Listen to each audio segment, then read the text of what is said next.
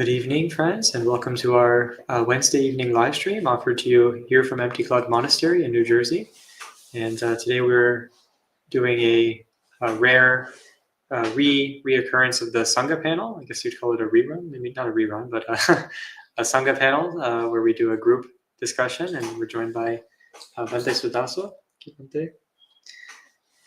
And so if you have any questions after we discuss, you're welcome to put in questions related to the topic of forgiveness in Buddhism. Today's discussion is called Forgive and Forget, which was titled by someone else. So we'll be doing our best to go over this topic. And so if you have any questions or comments related specifically to this topic of developing the quality or attitude of forgiveness, then please feel free to leave those in the comments. And after we render homage to the Buddha and do our discussion, then we could address those before closing for the night.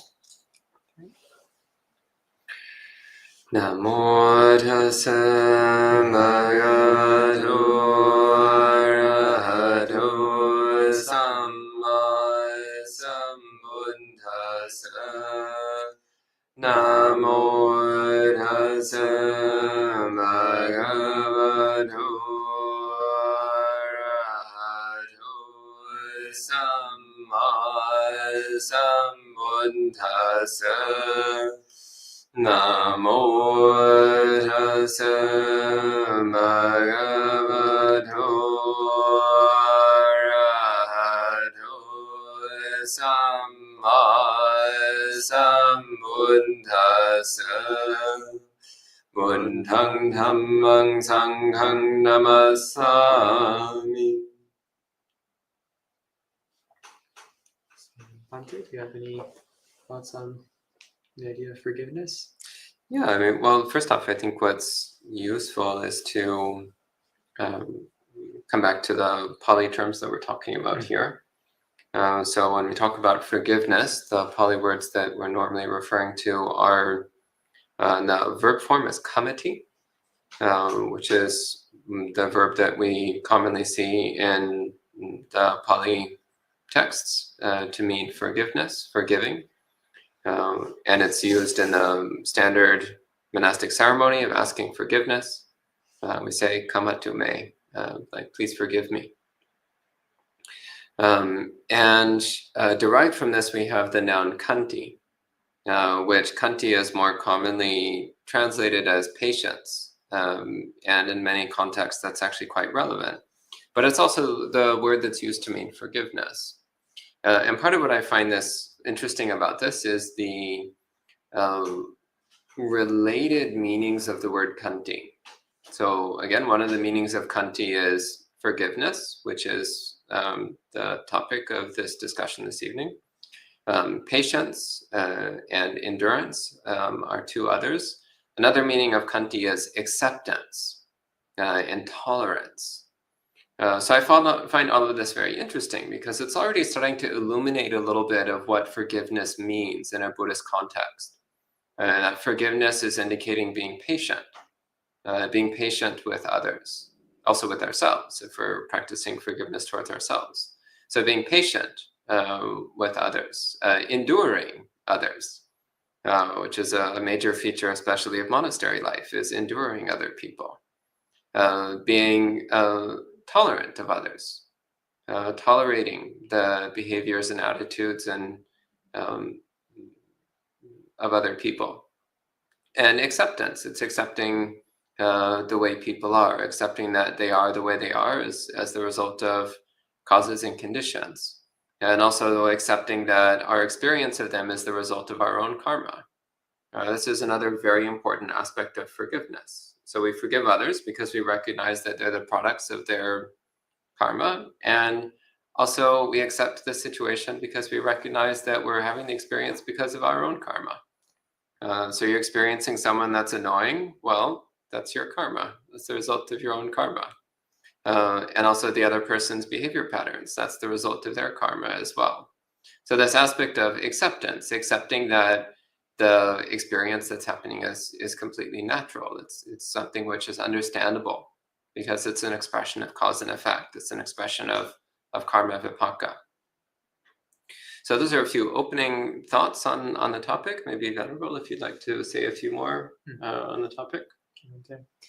Actually, yeah, thank you for mentioning khanti, because that's something I was contemplating not so long ago, this relationship between khanti in terms of patience, acceptance, and forgiveness. And I think one thing that comes to mind for me on the concept of khanti when we encounter difficulty, which would include encountering a difficult person, usually when we talk about forgiveness, we don't necessarily need to forgive an earthquake or something like that, though we also might be resentful about experiencing it. But people can become bitter because of the difficulties that they experience, but usually we become resentful towards people. Maybe like, for example, you might be resentful at the politicians for not managing an earthquake properly. But you could think, well, it's just as natural for politicians to behave improperly as it is natural for an earthquake to happen. So usually when we talk about forgiveness, we talk about people, but the word khanti actually covers both, encountering difficult scenarios and kind of accepting, tolerating, enduring, and forgiving those.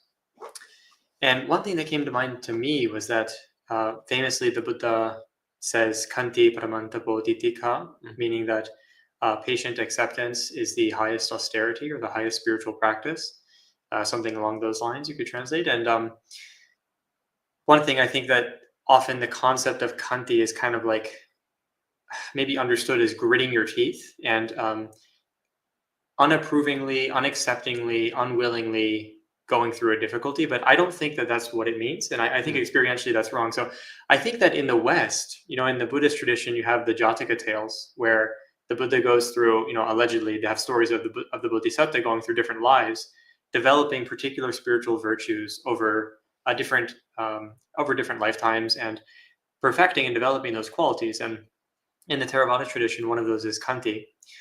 And I think that if you took a Western story and you said this was a future Jataka tale, the story of Jesus Christ would be the khanti parami.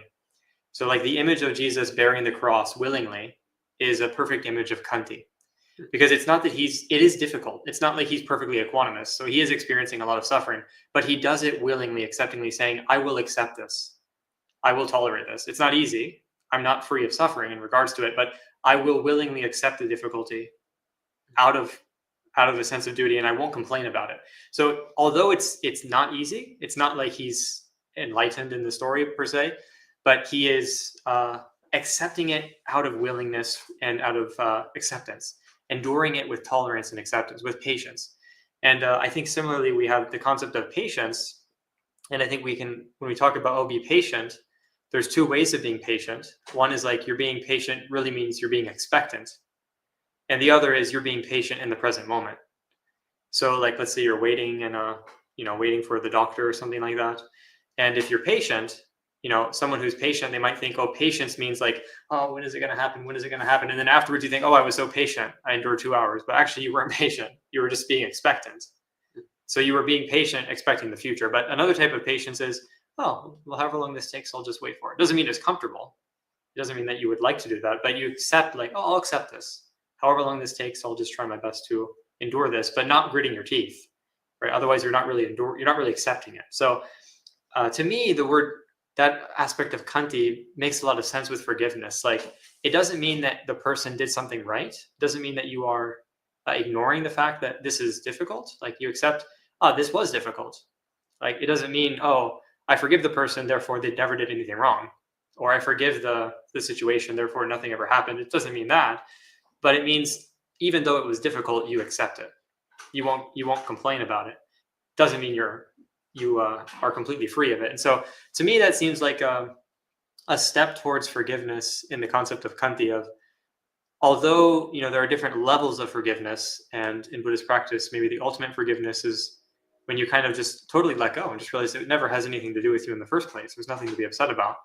But before you get to that point, I think that the concept of khanti, this idea of enduring a difficulty without being free of it, but without complaining about it, so to speak, I think that would be like a normal sense of forgiveness, of like seeing what would it be like if I said, this is difficult, but it only gets worse when I grit my teeth. Like imagine the story of, I'm sure that we've all waited for something and you're expecting it. You're not actually being patient with it. It's horrible.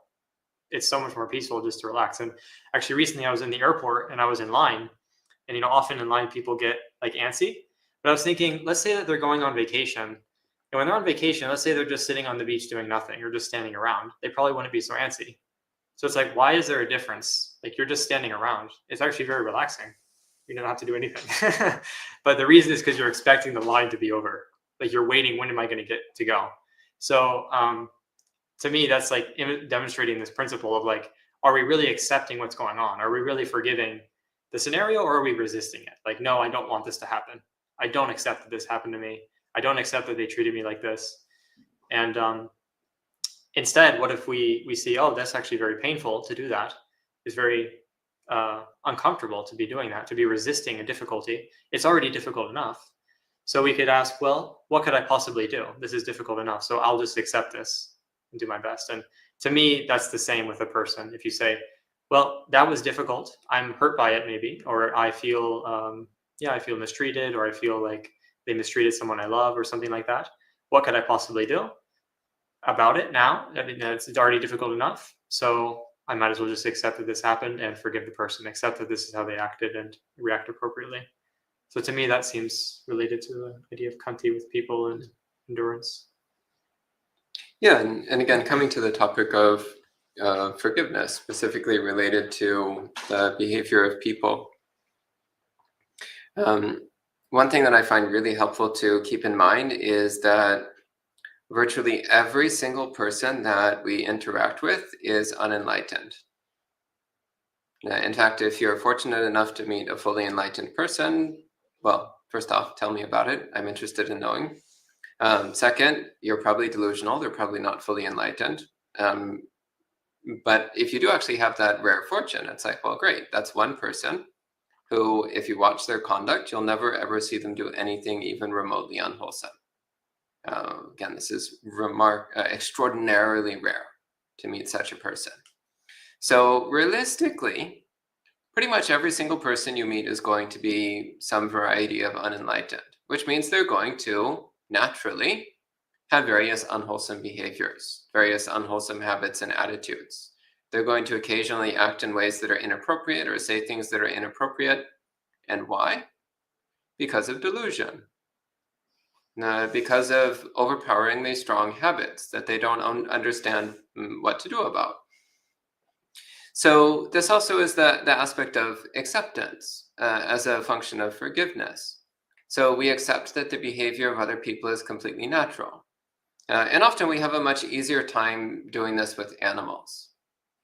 So if you step on the cat's tail and the cat bites you, it's like, well, okay, we understand that. That's understandable behavior.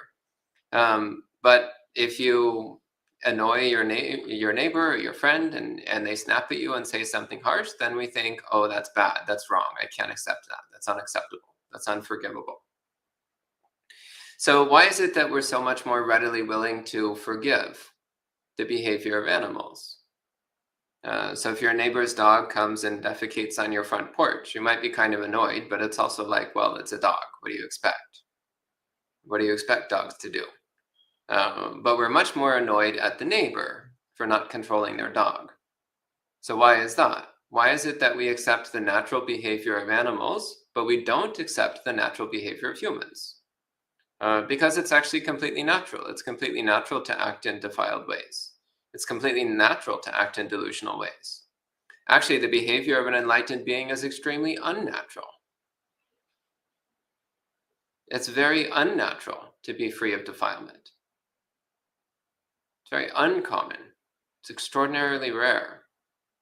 It's actually totally natural that people act out their defilements and delusions all the time. So recognizing that their behavior is actually completely normal. Again, if you relate to other people as being like animals, then maybe it's a bit easier to forgive.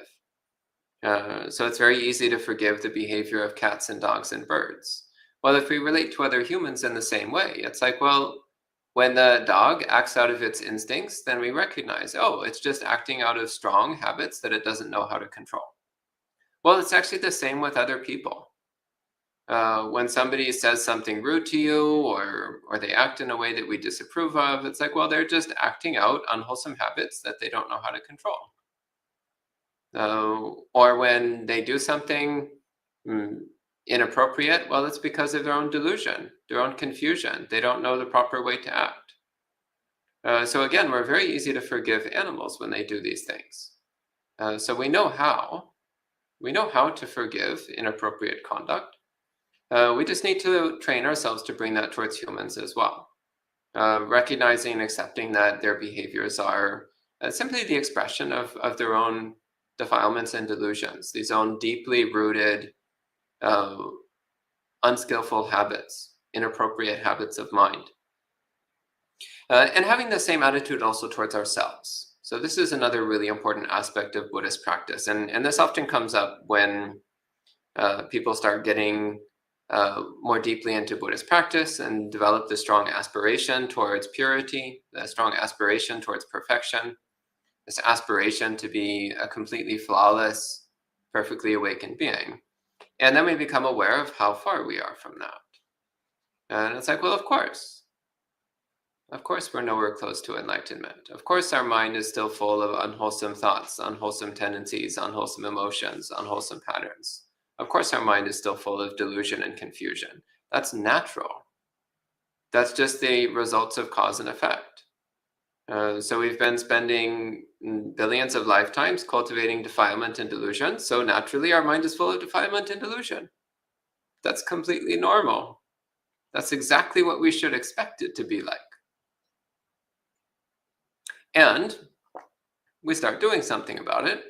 But that means having this full acceptance and therefore full forgiveness of our own past misconduct. And also advanced forgiveness for the odds. Odds are quite likely that we're going to continue to see ourselves and the people around us continue acting out their unwholesome patterns, their habits and delusions. So also advanced forgiveness for that own, both our own unwholesome tendencies, which will keep re-arising, but also for the people around us who, again, are struggling with their own challenging patterns. So again, this dual function of acceptance and forgiveness, accepting that unwholesome behaviors are actually totally natural, doesn't mean they're permissible. We can still be quite clear, like, no, that's not appropriate, that's not wholesome, that's not in line with Dhamma. But at the same time, they are completely comprehensible. It's understandable, and therefore it's forgivable. Can you say some more? Yeah, maybe on that topic, relates to another. I remember having a conversation with someone about forgiveness and related to the animals thing. Is that similarly with ourselves, that sometimes when we look at the past and then we might regret, like, we're horrified maybe that we did something or that we acted in some way. And one way that I found that can be helpful to think about this is like, if you imagine that in a past life, say you were a pigeon, and say right now you follow the precept of not killing. And so, if you were to go out in the garden and start, digging up the earthworms and slaughtering them, that would horrify you. You would be horrified, repelled, and disgusted, as sometimes is said in the suttas by that. That would be horrifying. And so you might think, I would never want to do that, and I would be ashamed of that. And then let's say that you, for some reason or other through your practice, let's say that you remember in your past life that you were a pigeon and you remember killing a bunch of earthworms. And you might feel like, you might feel so guilty about that. That you might feel, that's so horrible, that's so awful. How could I do that? Why would I do that, etc. But what we're doing in that scenario is you're actually projecting your human identity onto a pigeon. Like, it's not you, it was a pigeon. And so you see, like, we project whenever we see a scenario, whenever we remember a scenario, we're projecting our current identity on that experience and saying like, I wouldn't act like that. Therefore, I'm horrified that a pigeon acted like that because that's me. But that is not you now. You're projecting you now on some past memory that wasn't you then. And you then didn't have the conditions that you now have. So it's unrealistic to expect the current conditions to be identical to the past ones. It's not possible. It's not possible to project human values on a pigeon, for example. But it's actually the exact same with any memory, even in this lifetime. Like, we look at ourselves now and we think like, I wouldn't want to do that. I'm ashamed of that. And you're ashamed of your past actions. But actually, that past action was not you now. That was you in that time. And you at that time didn't have the conditions to not act unskillfully. You at that time did act unskillfully. So the conditions were separate. So because of this delusion of like, it's me continuously flowing through time, it's the same person doing these actions, then we think like, it's this person I'm experiencing right now, this is who it's always been. But that is a delusion. This is just a current set of the conditions which are arising. And we project that. We say, oh, this is who I really am. And then we project that on the past. And we say, oh, this is how all of our past memories should fall into the category of this current conditions. But actually in the future, then you'll look back and it will also be, this current state will be compared to a future state. So it's always changing like that. But we have this delusion, like whatever the current state of ourself is, that's who we really are. And everything else is measured in accordance with that. But if you just think about it like this, well, in the past, I didn't have this measurement and I acted differently. In the future, I won't have this measurement. I will act differently. And so this is just an arbitrary set of conditions right now. There's no reason to think this is who I really am and compare actions across time like that. So at that time, the actions were like that. At this time, the actions are like this. And in the future, actions will be how they are in the future based off the conditions that we build right now. So it's important to remember like this sense of like, oh, I don't like this. It was me. I'm ashamed of what I did in the past. What are you talking about? Like you're ashamed right now of what some other being did in the past. And so it's not, of course, it's not even correct to think like, oh, it's a different being. But sometimes it can be helpful to think about it like that. Oh, those conditions were different than these ones. So sometimes reflecting like that, like the conditions that we're experiencing at different times, we can't pretend that they match together, if that makes any sense. Like we can't pretend that my current information, my current conduct, my current habits, I can't expect these to be identical to the ones I had when I was a 5-year-old.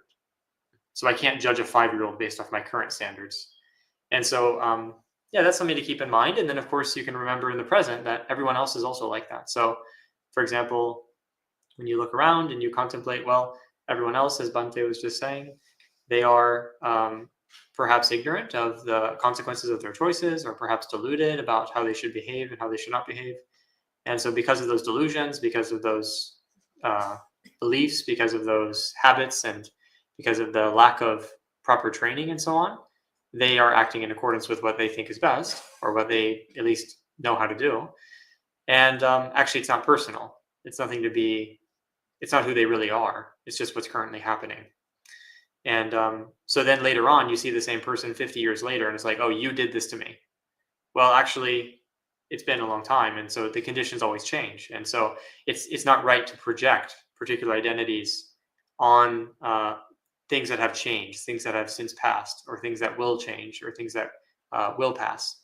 So we have to kind of remember that things are changing like that, and they're never personal. So especially when we're comparing the present to the past or the future, we are projecting and creating these identities that are just getting us stuck in cycles of proliferation, cycles of imagination about how things should be, how they are, when really it's not like that. Yeah, and actually what that makes me think of is one thing which can be really useful in cultivating forgiveness is to bring up memories of our own past misconduct, but recognizing that in the moment that we were doing that misconduct, we had the delusion that it was an acceptable behavior. So I think of, for example, when I was a child, there was a period of time where I actually quite strongly believed that it was okay to steal from corporations. Interestingly enough, I never thought it was okay to steal from other individual people, but stealing from large companies I thought was perfectly okay. No moral taint there at all. So I still remember, I can still bring up the memory of what it felt like to have that view, to have that perception that stealing was okay under certain circumstances. And so I understand how at that time, the act of stealing was something that was completely morally justifiable from that delusional state of mind, from that perspective. So then, and we can do this, I just bring that up as one example, but we can do this with any of our memories of unwholesome or unskillful behavior. We can recognize at the time I was doing that, I had the delusion that it was an acceptable choice. There's another shade of this also, is sometimes actually at the time of doing something, we know it's unacceptable, we know it's unwholesome, but our habit is so incredibly strong that we go along with it anyway. And that's also interesting. Again, to see how, in the first case, we can see how delusion can cloud the mind to where we actually think right is wrong and wrong is right, which then makes it easier, well, first off, to forgive other people who do similar things. Because it's like, oh, I've also had that problem where wrong view or delusion led to inappropriate conduct. And also forgiveness towards ourselves in the sense of recognizing it's like, oh, at that time, I actually really genuinely believed that was the right thing to do. But it was just a product of misunderstanding or delusion. And then with the case of strong habits, again, we can also recognize how even though sometimes we know something is bad, we know it's inappropriate, we know it's a bad idea, still the habit is so strong that we go with it anyway. So, and again, then that helps us to cultivate forgiveness towards other people. And recognizing that everyone is struggling with their own habits and tendencies. Everyone is struggling with their own urges and compulsions. So even people who do have a well-developed moral compass will still sometimes misbehave just because the habits and compulsions are so strong. So using our own memories in this way as a way of cultivating forgiveness, both for others and also for ourselves. Yeah, maybe briefly on that point, Bante, on the habits too, that also, I think, yeah, there is that distinction of like, oh, sometimes we remember like, oh, I kind of knew that wasn't right, but we did it. But then I think reflecting on the present, how I also see how my ignorance conditions, how we still think our habits, they're fueled by this feeling of like the delusion of sukha and what is actually dukkha, like the feeling of like, oh, this will actually bring me pleasure. This will actually bring me something nice. And it's like, oh, well, this is actually, although it's not necessarily justified by a coarse wrong view, I feel that when you reflect on those habits or habits that have been given up, you think, oh, well, that actually was not pleasant. But for some reason, something in my mind, although it knew it was wrong, it still felt like it was worth the pleasure that was there. And then later we see, well, no, it actually wasn't. That was a delusion. Like maybe some of you have had some kind of compulsion for cigarettes or drinking or something like that. And then you think like, you got to know it's wrong. But then later on you realize, actually, no, it was never pleasant in the first place. Well, it was pleasant. It seemed pleasant, but it was never really pleasant in comparison. And then you see like, oh, it was still a form of delusion, but it was just a more subtle form of delusion rather than like a belief per se. Okay. And I think we've said quite a bit on the topic. So maybe at this time we can check to see if there's any questions online.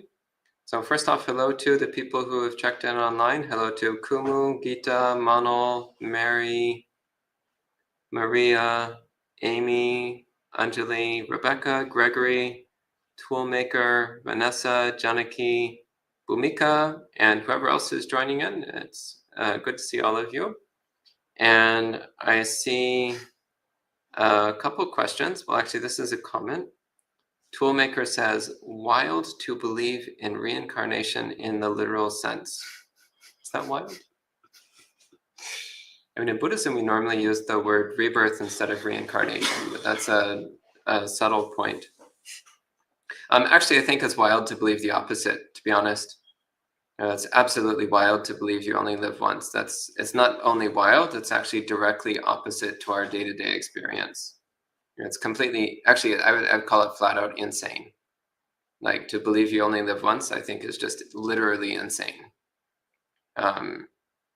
So I think it's the opposite. I think it's wild to believe in YOLO. And I am not that wild. And Kumo has a question. Kumo says, with reference to Khanti cha Sovachasata in the Mahamangala Sutta, what does Sovachasata mean in relation to Khanti? Is obedience a good translation of Sovachasata? Well, first off, obedience is not a good translation of Sovachasata. Do you want to explain what Sovachasata means? Okay, maybe you can also add. Well, my understanding of the word Sovachasata is that actually in the Metta Sutta, you have the word suvacho, which this is like a form of that word, so to speak. And Sovachasata means being easy to speak to. Specifically, the idea being that you're easy to correct, easy to admonish. So, like, for example, some people, you tell them like, oh, you have this habit, or, oh, it kind of hurt me when you said this. And they're like, well, it hurt me when you said that. And it's like, okay, well, this is not easy to speak to this person. This is very difficult. And it becomes very challenging to try to talk to them about anything, to admonish them, or to even have a conversation about some of their habits. Or like, you're living with someone, and it's like, oh, you didn't do the dishes today. And it's like, well, you never sweep the floor. So that type of person is very hard. Like, how do you talk to them about those problems? You're not necessarily trying to criticize them, but you just can't speak to them because they make it very difficult. So I think part of the idea here, at least, is that when we are faced with criticism or faced with some kind of someone is commenting on our behavior, we have to be accepting of that. Otherwise, we react with anger and so on. That's where khanti, to me, that's one way that you could talk about it on a basic level. Is like, oh, if I don't have any patience, if I don't have any acceptance of like, oh, what does this person feel about my conduct? If I'm just thinking about myself and what I like, and I don't want to be criticized, then I will not. I will not be easy to speak to. I will be getting angry, obstinately sticking to my views, and so on. So khanti is this sense of like, well, this might not be easy to have this conversation. It might not be easy for someone to tell me, like, oh, Venerable, you need to wear deodorant more often. And so then I need to say, well, you need to brush your teeth because your breath is really stinky. No, it's like, well, I should be forbearing of that, and so on. So yeah, that's where khanti and sovachasata connect. It's actually a really great discourse where the Buddha gives a list of qualities of how to have sovachasata, like how to be easy to speak to, and he gives an example of all the wrong ways. And Anumana, I think so. That might be right. I was 15. I was just looking for it and I couldn't find it, but I didn't look very deeply. Anumana. Yes, it is the Anumana Sutta. That's right. So the Anumana Sutta gives a whole list of examples of how to not receive admonishment correctly. So the opposite of this. So things like, when criticized, one insults the criticizer. When criticized, one responds with criticism of the criticizer, as he was giving examples of. When criticized, one leads the talk aside, talks about unrelated things, and displays anger, hatred, and resentment. When criticized, one does not heed the advice. And it has a whole list of other things about being insulting and envious and fraudulent and deceitful and stubborn and conceited and holding tightly to one's opinions and not relinquishing them easily. So these are all things which make somebody the opposite of sovachasata. How this relates to khanti. So again, khanti, well, first off, in the sense of patience and endurance, well, it's actually an uncomfortable experience to be criticized. When other people are criticizing us and pointing out our faults, we need to be patient with that. So not trying to cut it off or run away from it, but actually patiently listening to what they have to say, enduring it, and accepting the possibility that there might be some genuine, valid advice in there. So especially if it's one of your fellow Buddhist practitioners, what they're saying to you might actually be pointing out the next step on the path. In the Dhammapada, the Buddha says we should see someone who points out our faults as being like a guide to hidden treasure. So we should relate to somebody who's willing to point out our faults. We should relate to them as somebody who's showing us something incredibly valuable, because what they're showing us is the next step on the path to awakening. So acceptance, in the sense of accepting that they might actually have something useful to say. But also I'd say the element of forgiveness comes in here as well, and that elsewhere in the suttas, it does also mention, like, sometimes when someone criticizes you, they'll do it incorrectly. They'll do it at the wrong time. They'll do it in a harsh and impolite way. They'll say things which aren't true. They'll say things which aren't beneficial. They'll do it in a circumstance which is not appropriate. So there also we cultivate forgiveness. It's like, recognizing that this person, because of their own defilements and delusions, their efforts to criticize me are actually being done incorrectly. And even if what they're saying actually is correct and true and appropriate, and even if it is at the right time and the right place, well, we also need to be willing to forgive ourselves for whatever misconduct we've done. Like if someone points out to you, they're like, oh, you're very rude. The way you speak to me is very rude. And it's like, well, that's true. I had these memories of acting in an inappropriate way. Well, I forgive myself. And I resolve to try to do better. So that quality of forgiveness then is also directly related to being able to receive criticism. So both forgiving yourself for whatever misconduct is being pointed out, and also being willing to forgive the other person if the criticism is not delivered in the most pristine and appropriate way. I don't know if you have any other thoughts on this question. It's a great question, by the way. I guess maybe I'll just briefly add that I think in terms of obedience, that it could be there are certain qualities of obedience which are in common, but I do think it could be misleading to. You definitely don't want to think like just because someone being easy to speak to doesn't necessarily mean that you obey whatever someone tells you. So like someone might, for example, that's actually a skill, is how to navigate criticism, which, as Bhante was saying, maybe is not actually true. So being easy to speak to doesn't mean, oh, you should be obedient to whatever they say. So like, for example, maybe someone advises you like, oh, you should really, lie to sell our business products better. We really need you to bribe the customers. And so it would be bad to speak to if you started getting angry, getting upset, yelling. So that would not be easy to speak to. But at the same time, you don't want to be obedient to just whatever people tell you. So it's not like obedience is a virtue in and of itself. You have to be heeding wise advice and evaluating the advice. But the point is that whether the advice is true or not, you are actually evaluating it and responding in a skillful way. So I think that in terms of obedience, to me, that at least just comes to mind is that we have to keep in mind that obedience is a good quality if the context is right, but it's not actually the quality of being easy to speak to. Great.